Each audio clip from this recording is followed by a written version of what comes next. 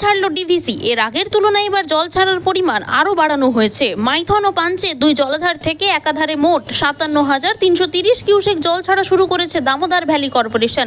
এর মধ্যে মাইথন জলাধার থেকে ছাড়া হয়েছে ২২,৫৬২ কিউসেক এবং পাঞ্চেত থেকে ছাড়া হয়েছে ৩৪,৭৬৮ কিউসেক জল। এই অতিরিক্ত জল ছাড়ার ফলে দামোদর এবং তার শাখা নদীগুলির জলস্তর দ্রুত বাড়তে পারে বলে আশঙ্কা করা হচ্ছে।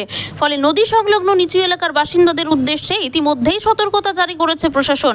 জরুরি ভিত্তিতে মনিটরিং বাড়ানো হয়েছে বিভিন্ন বাঁধ ও জলস্তর পরিমাপক কেন্দ্রে।